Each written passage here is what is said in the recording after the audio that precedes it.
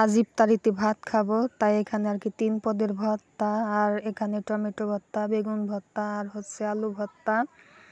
আর আমার বোনের জন্য হচ্ছে লাল লাল ঝাল ঝাল করে শুকনো মরিচ দিয়ে ভর্তা, আর আমার জন্য আর কি কাঁচা মরিচের ভর্তা।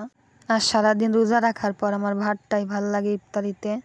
আর খুব ছোট্ট একটা ভিডিও তোমাদের সাথে শেয়ার করলাম, আশা করি ভালো লাগবে। লাইক দিয়ে পুরো ভিডিওটা কন্টিনিউ করবে আর সাবস্ক্রাইব করে আমার পাশে থাকবে।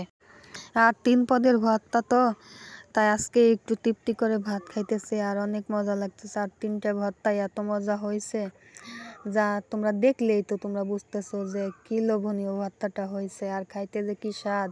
আর এখন সারাদিন রোজা রাখে আর কি ভিডিও বানাইতো মনে চায় না, কারণ আগে একটা কষ্ট করে ভিডিও বানাইলে তাও 50 জন, 60 জন, 40 জন, 100 জন, 120 জন, 30 জনও দেখতো। আর এখন ভিডিও বানাইলে 10 জন, 15 জনও আর কি দেখে না, তাই মনটা একেবারে খারাপ হয়ে যায়।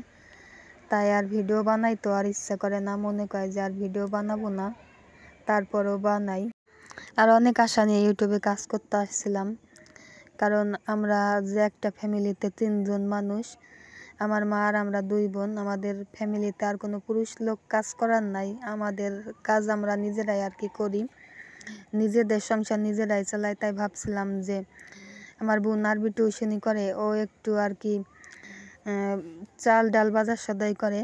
আর কত কষ্ট করে আমার বোন মানুষের বাড়ি হেঁটে হেঁটে আর কি বাসায় বাসায় যায় পড়ায়। তাই আমি ভাবছিলাম যে আমি ইউটিউবে কাজ করি, যদি আমিও একটু কাজ কিছু আর কি রোজগার করতে পারি, তাহলে আমার বোনেরও একটু হেল্প হবে, আমার একটু নিজের ওষুধপাতিরও আর কি টাকাটা হবে। আর সেই আশাটা আর মনে হয় পূর্ণ হলো না। ইউটিউবে আসাটাই আমার আর কি ভুল হয়ে গেছে, একেবারে ভুল হয়ে গেছে। ইউটিউবে আমি যদি জানতাম যে এরকম আর আমার সাথে হবে, তাইলে আর জীবনে ইউটিউবের কাজ আমি জীবনেও করতাম না। যাই হোক, অনেক কথাই বলছি, আর বলবো না। ভিডিওটা আজকের মতো এখানেই শেষ করে দিলাম, দেখা হবে পরের একটা ব্লগে। ততক্ষণ তোমরা ভালো থাকো, সুস্থ থাকো, আমার জন্য দোয়া করো। আল্লাহ হাফিজ, আসসালামু আলাইকুম।